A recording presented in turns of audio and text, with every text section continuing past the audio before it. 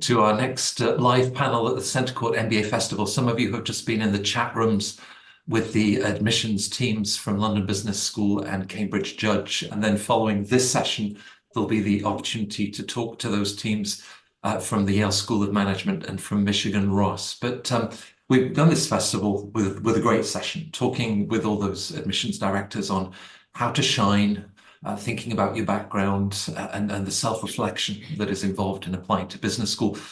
Admissions talks a lot about characteristics in candidates that they love to see, things like agility, adaptability, having vision, and of course, your values. Well, the enduring value of the MBA program is something that we'll really be exploring in the next 45 minutes. And we have a fantastic panel to discuss that. It's always a pleasure to welcome Helen Foley. Helen is the MBA Program Director at the London Business School. On the other side of the Atlantic, we have Bruce Delmonico. Bruce is the Assistant Dean for Admissions at the Yale School of Management. I feel, Bruce, like you were there in 1976 when the school started, but it's lovely to have you at Centre Court each time we host these events. Coming from Michigan Ross, Matt Ganderson. He's the Managing Director for both the full-time and the global MBA programs. There are a number of options at Michigan Ross. And then Conrad Chua, who will use some of the images behind him to speak for himself, but Conrad as the Executive Director of the MBA program at the Judge School at the University of Cambridge. So themes, Conrad, of agility and collaboration. I think we were reading from the same page. Well, tell us a little bit about Judge and how you embed some of the ideas posted around you in the MBA program.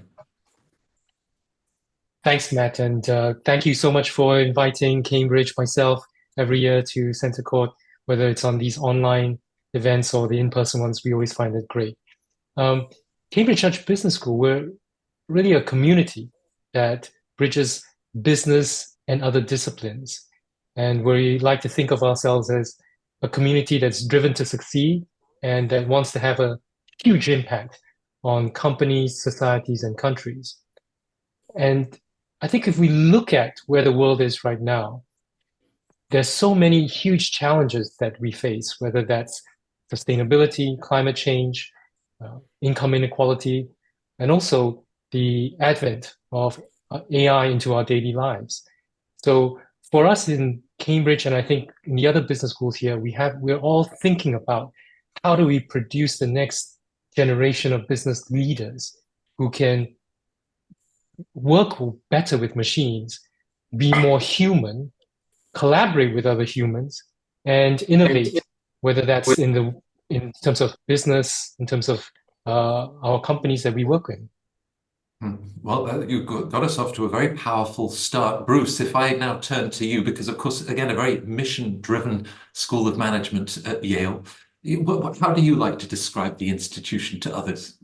Yeah, I'd love to build on it. I think that was, as you say, a very powerful opening statement. I think I would echo everything that Conrad said very eloquently. Right, and as you mentioned, it feels like I've been at Yale since its founding in the mid 1970s, but not quite. But in the we were founded as a very mission-oriented institution. The mission being to educate leaders for business and society. It's a very broad, multi-sector mission. I think that continues to this day. And again, all the challenges that Conrad very eloquently articulated that we face as sort of leaders of teams and organizations and communities and around the world, thinking about how best to address those. And I think that's, I think business schools generally and graduate management education more broadly are recognizing the immense power we have, the immense ability we have to have that kind of line-bending leadership, to really influence others and affect positive change in the world. And so we've been doing that at Yale for the last five decades. And I'm happy to talk more about sort of the ways in which that influences the experience at Yale, but I think that's in terms of our integration with the university, our global posture, our integrated curriculum. But I think that's an important thing that we're all doing here in graduate management education. Well, as we talk, Helen, about society and the challenges that society faces, we've already mentioned some of those, and then the advent of AI that adds an additional layer. Why is business school such a great place to explore these themes? And how is that sort of anchored in the approach of the MBA program at LBS?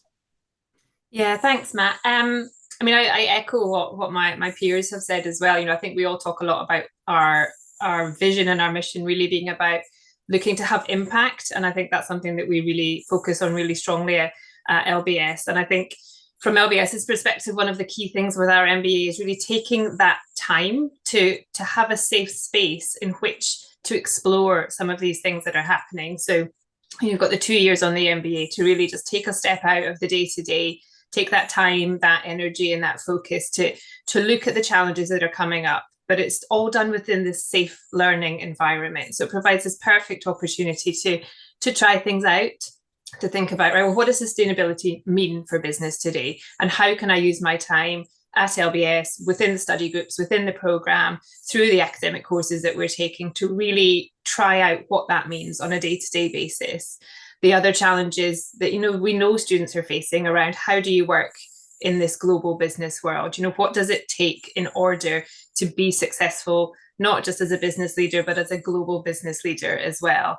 And I really feel that taking the time in business school to meet people from different backgrounds, to meet people who've got different professional backgrounds, different educational, different cultures, different countries, in an environment where you've got that time and that space, and really importantly, the support as well. So you've got the academic support, and then you've got the program support to really provide that structure to have a go at things, to explore, to experiment, to see what works for you, to see what doesn't work for you, and there's no kind of long-term effect on it. You've tried something out, it hasn't been your thing, that's fine, you try something different, but it gives you that chance to understand it in a safe context, so that when you are then ready to move out back into the world of work at the end, you've got some really grounded skills and some really strong foundations, and you've tried things, so you know what works to hit the ground running when you're back into the workspace. Right.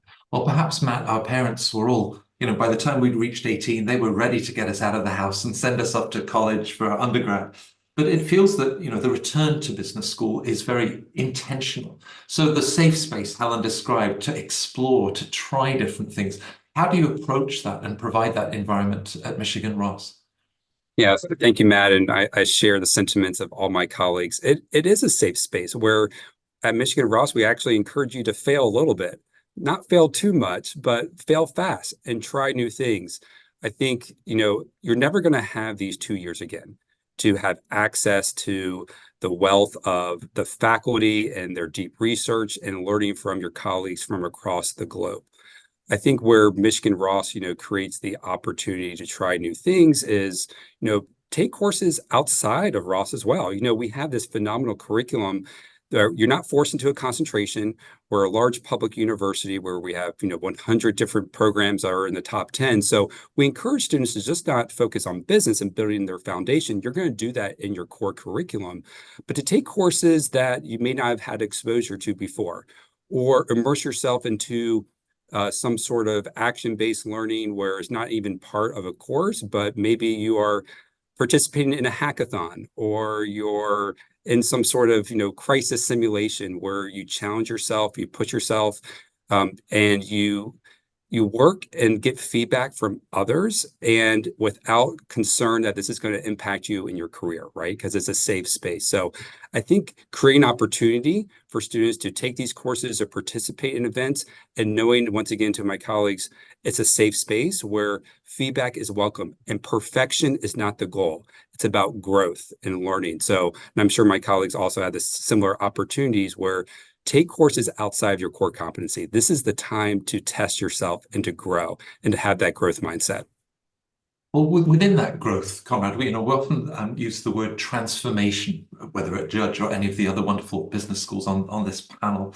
That notion of change, you talked earlier about the possible impact of AI and technology that is moving so fast. What does that imply to think about the skill sets that future business leaders will need? I think all business schools graduates will need to be able to learn how to learn, right? And that's, I think, incredibly important because AI is just changing, it's going to change the way we work if it hasn't done so already. I like to think of it as removing all the jobs. I know this is a family safe environment, so yeah.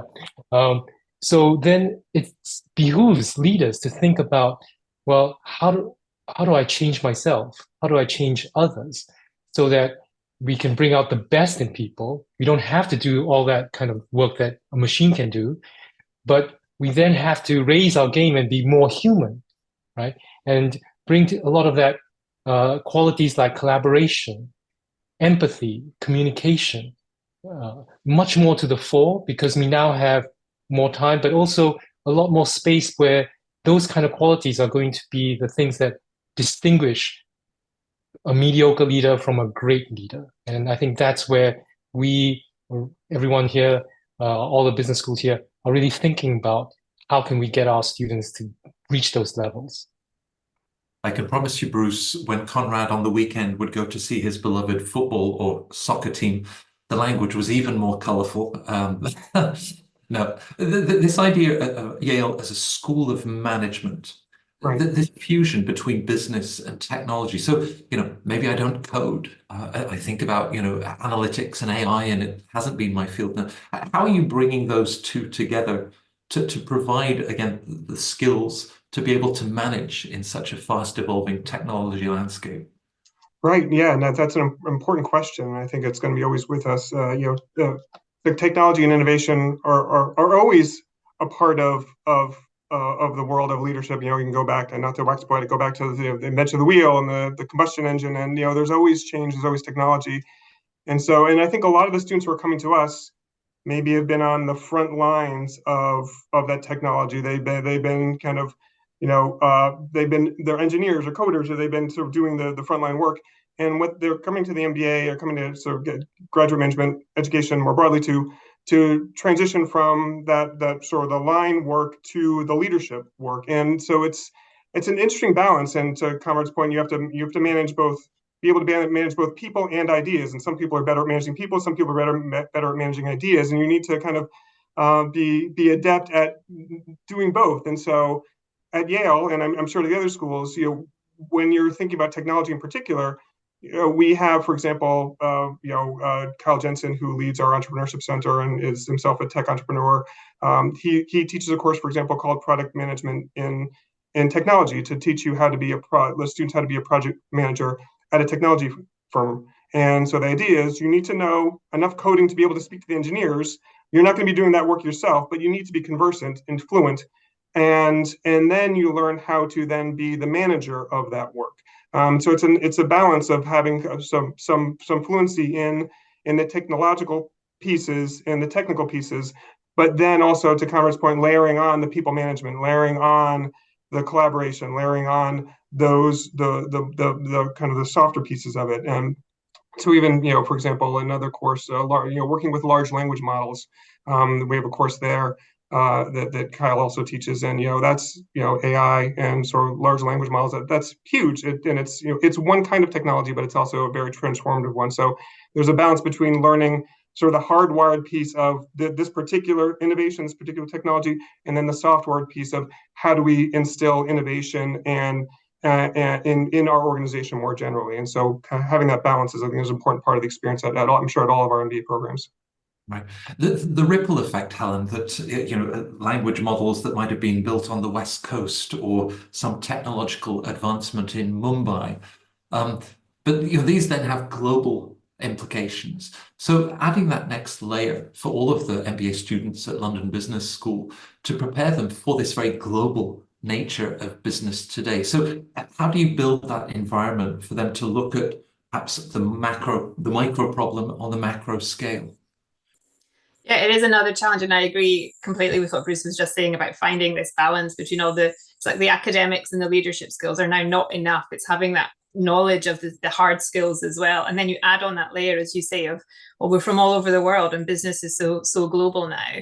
I do really think the global mindset is very much at the heart of what we do at London Business School. I think in terms of the diversity of our students to start with, we don't have a dominant nationality at all. So when the students are here studying, they are immediately, challenged by what it means to be working in a really multicultural environment. And we kind of build on that to make it a positive experience, but also quite a challenging experience for the students. So when they're in their study groups, we try to make sure there is not a repeat of nationality as far as possible in that study group. So when they're tasked with one of their academic group work projects, they're having to learn that, well, this doesn't work the same in India as it does in China, as it does in Argentina. So students are really challenged on what might be their preconceived ideas or even their experience. You know, there's not a judgment on it, but their experience is going to be different from one country and one background to the next.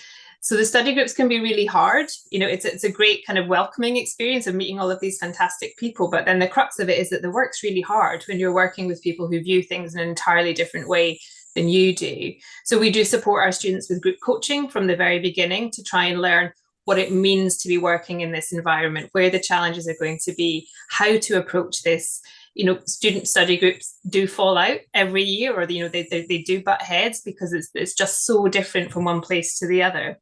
But I think it comes back to just reiterate my previous point around this safe space. If you're going to butt heads and fall out with people and have challenges, then do it somewhere where there's not going to be a long-term impact and you have the support around you to work out, right, that didn't go well. Why didn't that go well? What can I do differently next time so that when I am back in that environment, I'm more successful with it? And I think that's really crux to this global mindset, because, you know, most of our students from all our schools, they're going to be working in global business. You know, they're going to be working across borders, they're going to be working across the world, and having that ability to know how different things might be perceived, how your tone of voice comes across, how your body language is perceived, as well as just the experiences of, you know, of history and culture and politics and the economics of all of this, is, you know, is something that you can't put too much value on. I think it's integral. And I think the additional piece I would add is around the global experiences that we do in the London Business School MBA, when students have this week-long immersion in destinations all over the world, learning about what it really means to do business in that country. So students are immersed in the economics and the politics of, you know, I was lucky enough to be in Ghana a few weeks ago to be part of that program. There are colleagues out in, you know, in Singapore and in Lima at the moment, really immersing students in learning what it means to work in an entirely different environment from the one that they're used to. And again, doing it in that environment where you can make mistakes. I love that, you know, you want to encourage students actually to make mistakes, because if you do it now, you're going to learn. And then the next time, you know, hopefully that mistake won't happen. Well, Matt, we touched earlier in the session with Andrew on the MAP program at Ross. And as we think about, you know, leading diverse teams at different backgrounds, different cultures, many of the candidates might say, yeah, but I worked in a team before I came to business school. So how have you sort of raised the bar to then help them in that learning, growth, and development that you were describing earlier? Yeah, I mean, I think, you know, MAP in terms of our experiential learning is one of the hallmarks of Michigan Ross, where you consult for a real company and it's high stakes. These are real problems that you're trying to solve for your, you know, sponsor or partner organization. I think, you know, the fact that, and I'm sure my colleagues agree, it's pressurized here in business school. It's 2 years, but it is fast. So you have to, and we talk about artificial intelligence and access to data. How are you able to distill that information so quickly in a 7-week course or a semester course? So I think that added in business school, it's healthy to add that pressure to be able to understand, okay, we have differences of opinions and backgrounds and experiences, but we only have 7 weeks to deliver a result for our clients. So I think you put, you know, these individuals from across the globe with vast different experiences, unique strengths and opportunities for improvement, and you put them in a simulation that's real life in 7 weeks. Sometimes you get the best of people, and sometimes stressors do rise to the top. So what we do in this particular program at MAP is we train our MBA 2s who've gone through this experience already, who want to give back and to help train and mentor MBA 1s. Who better to deliver feedback and guidance and mentorship than those who just went through this experience and may have had a phenomenal time or may have had a team that fell apart. Typically, we have teams that work through it, but because we train those MBA 2 mentors with our Singer Leadership Center, the MBA 1s are set up for success to be able to understand, okay, are we hitting a roadblock? Is it our communication style? And typically it's just misaligned communication and misaligned goals that typically rise to the top in terms of conflict, right? So understanding what those obstacles and barriers will be at the very beginning, hopefully will mitigate and alleviate any stressors. But the time-bound nature of some of these experiences is very much intentional. Because I think it's about being a leader, sure, but it's how you be a leader under pressure when you have too much information and you have to distill it and articulate it in a very quick timeline. Right.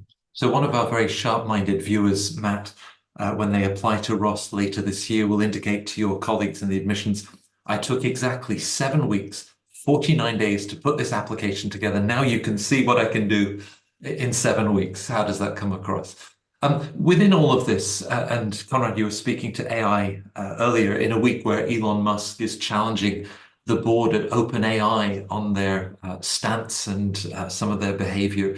AI is raising a lot of questions about social responsibility. Is that part of what you then consider, Judge? Is that the role of business school to look at ethics? Yeah, most definitely. And this is an area which has gained prominence over the years in Judge Business School in terms of the courses that we have, a lot more courses on sustainability, on responsible business. And it's surfacing even in areas that you probably wouldn't associate with this. So even in finance now, a lot more emphasis on impact investing.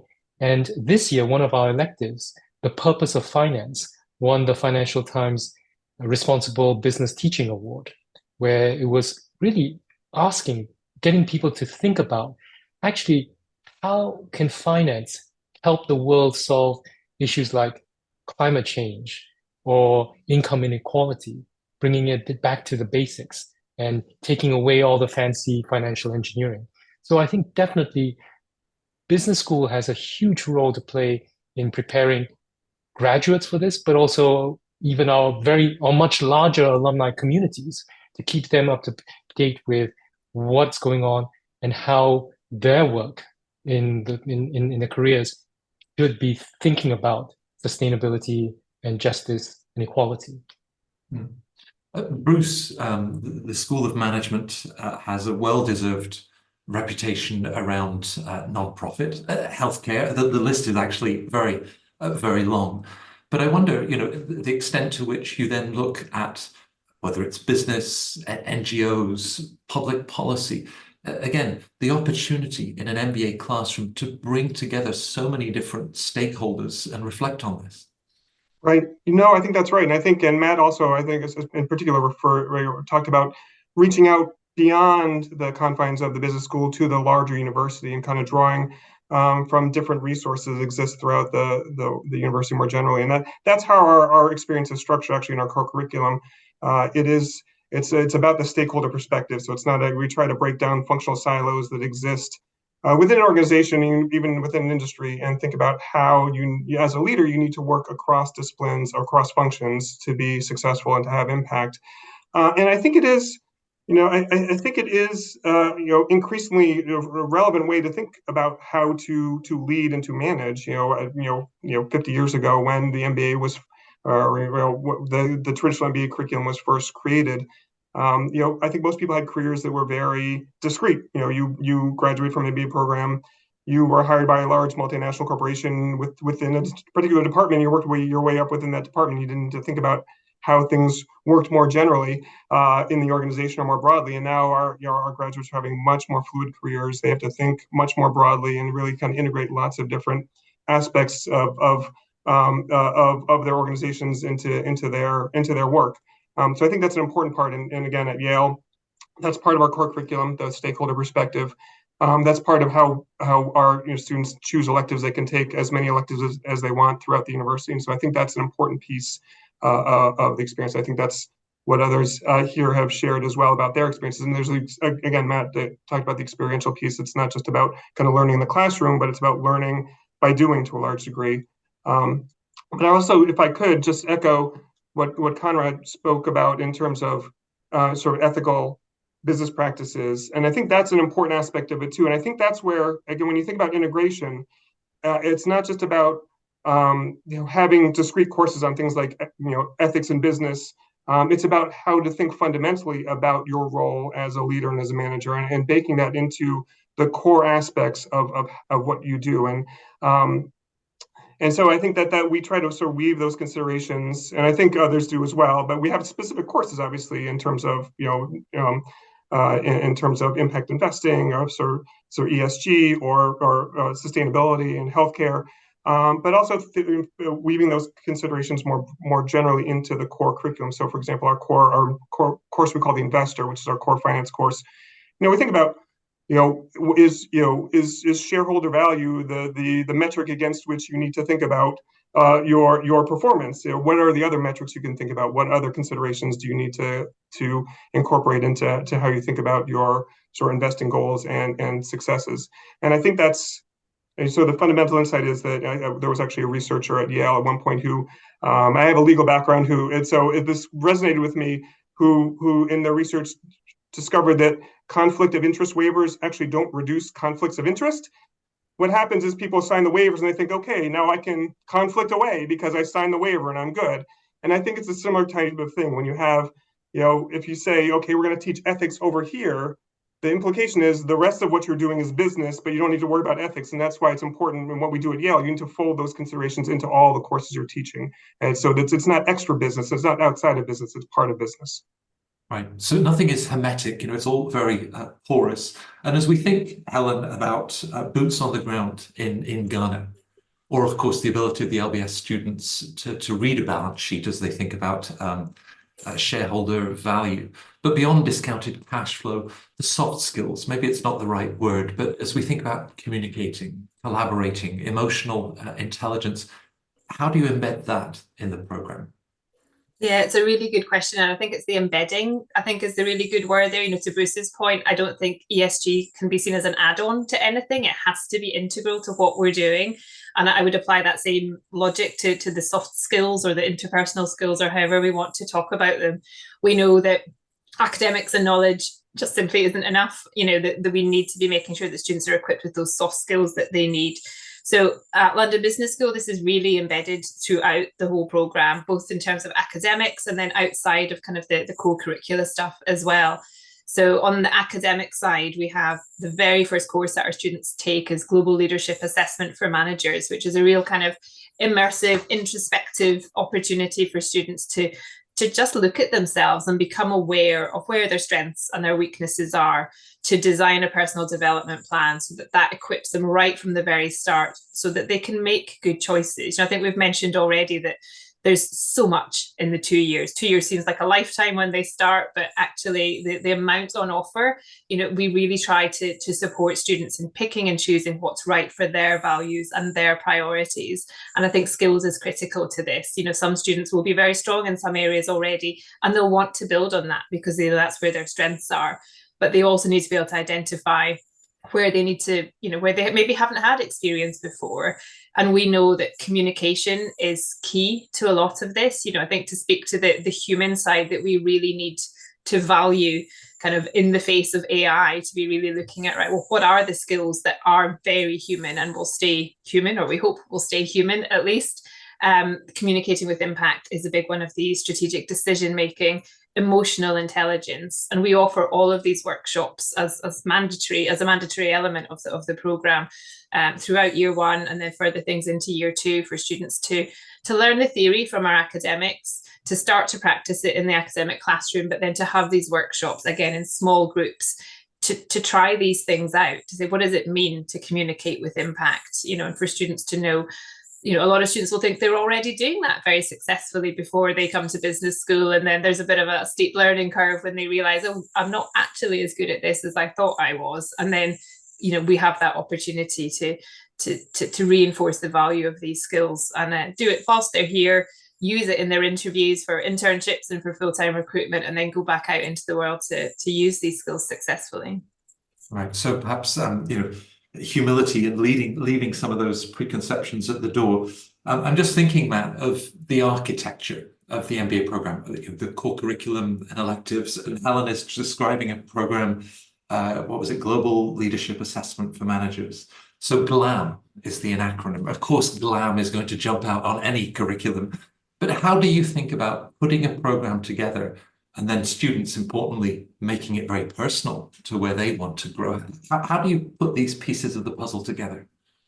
Yeah, I mean, it's an art and a science, right? Because you have individuals with vast backgrounds, different levels of expertise, and different interests as well. I think most MBA students want to, accelerate their career, maybe try something new, but also make an impact on the world. So how do you give students an opportunity to, in a way, choose your own adventure, so they can find their specific calling within the 2-year MBA experience, but also still feel part of a broader community? So how do you go big and small?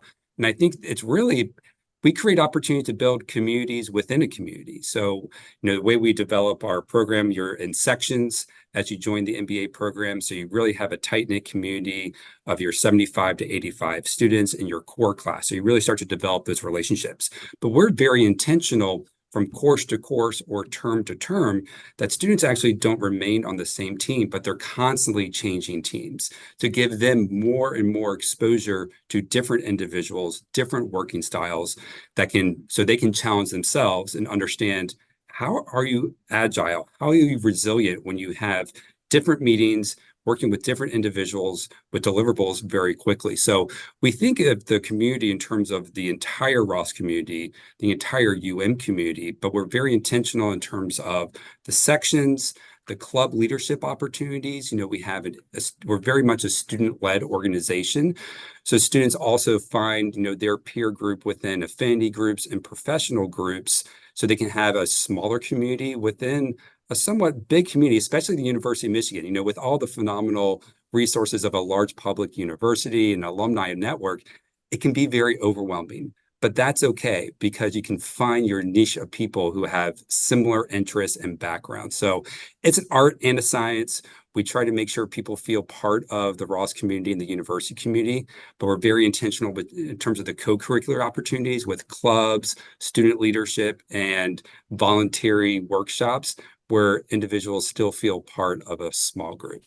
Right. I'm just thinking of, I have images of the U of M football stadium, which is what, 120,000, but I'll look for the orange seats, and that might be my diversity group within a much larger community, all cheering for the same team. Conrad, as we think about perhaps a professor who's curating a discussion, when students then reflect to you, or alumni when they come back 5-10 years later, how much do they emphasize, well, that was essential, but it's what we learned from each other? Presumably bringing this diverse group together is what really creates some of the magic. Yeah, definitely. And I think it comes out in what they say about the people that they met on the course and the common experiences that they had. So you asked the question about the core classes and electives. Actually, the core classes form a huge part of that common experience, because everyone goes through them. Everyone learned to learn in a group. Even if you had lots of experience in one area, you might be teaching others, you might be learning in other areas. And I think that kind of learning environment is something that they bring with them into their alumni, into their careers. And they look back and they think that's something which is very, very valuable, which also makes their alumni network a hugely strong one, because they know that everybody went through that common experience. Everyone shares the same kind of values, and everyone is willing to give and be generous with their time to help one another. I think that part really comes through when I meet alumni in the 5, 10, or 15-year reunion. Well, if I take that idea of the generosity, sharing different viewpoints and ideas, for our viewers, Bruce, who might be a year, 2 years away from joining you in New Haven, how do you like to encourage their own curiosity in terms of reading widely? Don't just read to prepare reading comp on the GMAT test, but read widely, not just the sports pages, but supply disruptions to oil. How do you encourage this sort of inquisitive mindset that's really going to prepare them to show up for the first day at Yale? So, and on the before they join us at Yale or before they join us at any business school, I think, just pursuing your curiosity. I think, I mean, I'm kind of reiterating what your question, but I think it's right. I think following the things that interest you are key, and developing a broad perspective. I think that's sort of that's a curiosity, the intellectual curiosity, that we look for here at Yale is something that, it's maybe something for some people is more innate, but it can be developed. You can develop yourself to think broadly, and I think that's part of the underpinning of what we do all at our business schools. Is that there are some people who come in with strengths and weaknesses in various areas, but we can help develop certain areas where that need to be developed and help accentuate areas where there are already strengths. But I think it's that intellectual curiosity that really underpins. And I think Conrad talked about this earlier about sort of thinking how to think. We want people who have the mindset of, I want to learn more, I want to question, I want to probe, and I think the things we can, to your question, Matt, about what would we do to encourage? I think two things I would say. One is maybe somewhat contradictory, but be guided by your interests. I think a lot of times when I hear people who are thinking about an MBA, they say, well, should I do X or Y or Z? Should I take this job or that job, or this, or do this other thing, or what should I study if they're still an undergrad? And what I always tell is follow your interest. That will always lead you in the right direction. To pursue the opportunity that you find most interesting to you. Don't worry about the short-term implications. They have the long-term in mind. And if you have the long-term in mind, you will make decisions that actually will serve you well, and actually better than if you're thinking about the short-term outcomes or short-term impacts. Partly because it will open opportunities for you, and it also you will do better in the things that interest you. So they'll position you better. But I guess sort of the other piece of it is I would encourage people consciously to explore things that maybe aren't their natural areas of interest. So that's why it sounds contradictory. And I don't say that to say that's the main thing you should do. But if you're not familiar with, I don't know, if you're in the nonprofit, you're not familiar with finance, or you're not familiar with certain, explore that a little bit. Try, if you're still an undergraduate and you've been taking lots of sort of liberal arts classes, take microeconomics, take a stats class. So explore that aspect of yourself, because it will be valuable. I find oftentimes, actually, as you mentioned earlier, we have lots of students who come in who are interested in nonprofit management. The class they often find the most helpful is accounting. Because it's something they're not exposed to, and really adds a tremendous amount of value, and actually something that has impact for them down the road. So some of those courses you think are maybe not your strength, kind of explore those and try those out so that you're prepared and you're understanding how the different aspects of your mind need to be stretched once you get to the MBA program. Right. Well, you've helped us to dissolve the seeming dichotomy. Here are my passions of interest. Here's my comfort zone. And business school is an opportunity to go out of the business school. Helen, perhaps, for someone says, oh, all these consultants, bankers, engineers, it seems so clear to them. They've got business school, on their trajectory, and they've been thinking about it for a long time. I'm not sure if I identify with that. And so, for them, business school feels like a different world. How do you like to encourage them to think about stepping out of that comfort zone? Maybe back to your safe space again, and the opportunities they then have to explore. I think it partly is the safe space, and I'll probably echo quite a lot of what Bruce just said. Actually, I think Bruce talked about it nicely as pursuing your interests. I'm a bit blunter sometimes and just say, be completely selfish. You're only going to do one MBA, hopefully, in your lifetime. So when you're even preparing for it, yes, it's important to talk to people, to understand what someone from a finance background has done, what a consultant has done, talk to the school ambassadors, talk to the admissions teams, get all of this experience from, reaching out to current students, recent alumni, and so on. But do that to then be entirely selfish with what you want to get out of the MBA. So just because you've seen several other people follow a particular route, that doesn't mean it's your route. And I'm sure my colleagues here will agree that the FOMO that our students have around, oh, but everybody else is interested in investment banking, so I need to be interested in investment banking too. And you don't, you need, so I really encourage students from before they start and then from the first week is to remember what your values are, remember what your priorities are, and why you are making this investment, this time, this financial, the energy that you're putting into your MBA, because it's your MBA and it's not anybody else's MBA.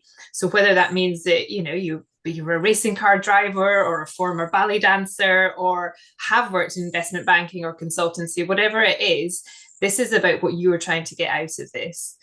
The other thing I encourage applicants to think about is to kind of try to look forward. So 5 years from now, what will a successful business school experience have looked like and felt like for you? Where do you want to be in that 5 years? And then add on 20 years. And then what does 25 years out look for to you?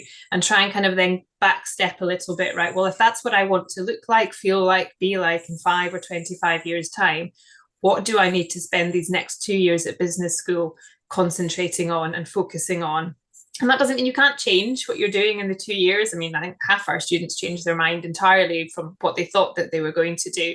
But it comes back always to me to just think about yourself and what your values and priorities are. Take advice, but make sure that you're always thinking about what's right for you. Well, in 25 years, as your colleagues at London Business School are raising a glass and saying, Helen was always very blunt. Within that idea of putting yourself first, thinking of your priorities. I'm not sure that's being selfish. It is setting your personal goals and that sense of self-awareness. And yet, Matt, all 4 of your schools are highly collaborative. It's one of the words, in fact, behind Conrad on the screen. So collaboration also is then playing a role. People can pursue those individual sense of purpose, what they want to achieve, but you're also creating this environment with the support of others and as collaborative as a very, very collaborative environment. Absolutely. And it's not just collaboration with your peers in terms of your students, but it's also accessing the faculty. Faculty love teaching our MBAs, right? Because they're bringing in real world experience. I actually heard a faculty member address students before. I might have 25 years of industry experience, but if each of you have 8 to 10 years experience times 70, just do the math. So the enrichment of the classroom experience is not just peer-to-peer, which is important, but the faculty member wants to share their experiences, their research. I often hear from alumni that, if they're trying to solve a real life problem 5, 10 years down the road, they reach back out to the faculty member and they're thrilled to hear from them. But I think the collaboration, yes, we talk about inside the classroom, but it's also outside the classroom as well.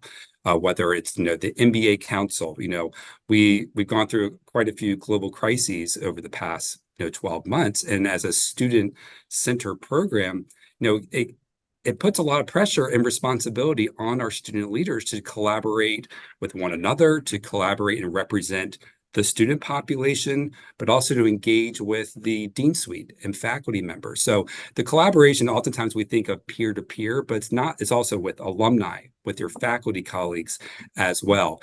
And in the end, technology will continue to evolve faster than we can imagine. So it's not about just learning one technology, because by the time you learn it, it's changed. So it's really about those transferable skills that's going to set people apart from others.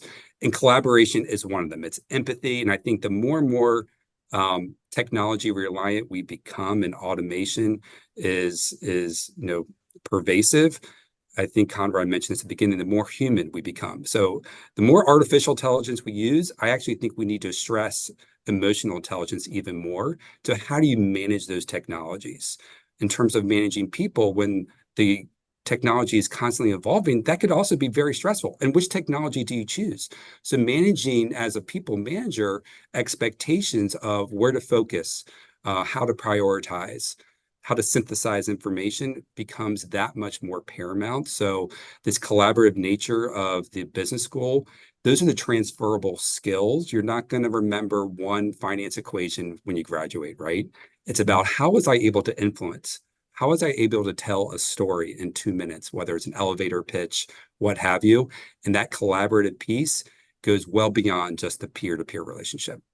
Right. As the host of this panel, you have brought us, Matt, full circle to the human at the heart of all of this. So thank you for that. And maybe my final question to all 4 of you that again emphasizes the human. our viewers are thinking about their next steps, finding the right business school for them. There's no one best school, but it's, you know, the best choices for each individual. So what is that human touch point, Conrad, to find out more about Judge? You know, we talked about a community. What do you recommend to our viewers as finding out more? I recommend, first of all, take your time, right? Do your research. You can look on the web. There's just so much content now, whether that's on blogs, YouTube, just for you to get a sense of what the community is like and the learning environment at Cambridge or in any of the other schools here. And don't feel shy. Reach out to people in admissions, current students or alumni. Just go on LinkedIn and search. And again, it's all about finding that kind of right fit and understanding the kind of environment and culture that we have. We spoke earlier, Bruce, about stealth candidates. You don't know that they're going to apply to Yale until you receive the application before the round 1, round 2, or round 3 deadline. And we sort of said it's a shame to have not had a connection with the school and, you know, open up that dialogue. You're not judging them in those early stages of outreach. No, not at all. And those self candidates are a significant portion of probably all of our applicant pools, and that's why it's important to Conrad. There's so much content out there in terms of sort of YouTube and different sort of social media channels and other venues. Even obviously this session. So the candidates it's not as though they're not engaging with the content. They're just not engaging with us in a more sort of visible way. And there's no negative implication to that at all, obviously. But one thing I would say, again, to Conrad's point, maybe to not just to the self candidates, but you want to, as you're engaged in the content, I think this is a process of self-reflection and self-assessment. So I think the thing you want to start with is as you're thinking about schools, think about what you're hoping to get from the MBA, and start with yourself. What do you want to learn? How do you want to grow? How do you want the MBA to transform you? And that will help you as you're sort of engaging with this content and kind of consuming this content and understanding how it fits into what you're looking for. Right. Touch points, Helen, that you like to steer candidates towards for London Business School? Yeah, I'm going to build on what all of my colleagues have said. I think it's, first of all, knowing what you want, knowing what you're looking for. You don't have to be too fixed on it. You can have, various different things, but knowing that, then doing your research, using all of, we're so lucky with the content on whether it's social media or websites or wherever it might be, then look at that. But then I would also say then reach out to whether it's student ambassadors that we have at London Business School or the admission staff or whoever might be the right person. Because, when I do look at the applications, if somebody hasn't taken that step to get in touch with a current student or a recent alumni or the admissions team, I do question why. It's kind of, it's important to know what you want. It's important to do your research, but it's also important to reach out to people who know what you need to know. And in that little piece, I would say to always ask the student ambassadors or the recent alumni, what didn't go well for you? Kind of also challenge them on kind of, was there anything there that didn't meet your objectives or your aims? Because, we do all offer slightly different experiences and we have different priorities and values as business schools ourselves. So I would encourage people to challenge the ambassadors around anything that they might not have found to be what they expected it to be, so that they can be really well informed about this huge investment that they're about to make.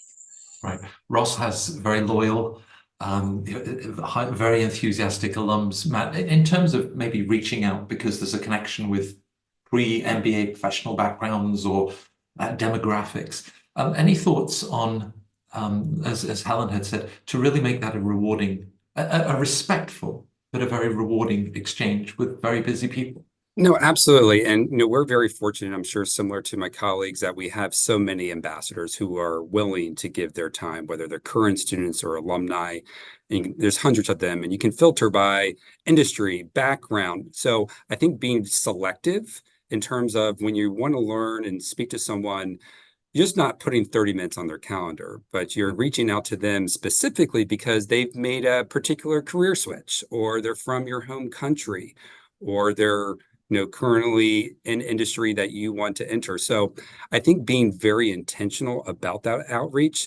And when you do speak with people, and you need to, right? Because inevitably it's all about the people that's going to impact your experience. Listen, right? I know it's 30 minutes, but ask questions and listen, because they're giving their time. They want to share, to Helen's point, the ups, the downs, and we don't overly coach our ambassadors to say this or say that. Just be authentic, right? And be humble and share, your experience, what worked well and what did not. So students can make a good choice for them, right? Because if you go to any of these business schools on the call, like, you can be wildly successful, right? But in the end, how was your 2-year experience? And it's the people that make your experience. And also it's also your location, right? Too. Like, studying in Arbor is very different than studying in London. So not everyone can visit, every single location. And, having virtual calls is helpful, but if you want to go to 120,000, space to watch an American football game, that's a very different experience than schools that, don't have that sports, and that's okay. So it's to maybe bring this full circle. You have to be a poet and a quant somewhat. You have to look at the career outcomes. You have to do the ROI. You're going to have that Excel spreadsheet.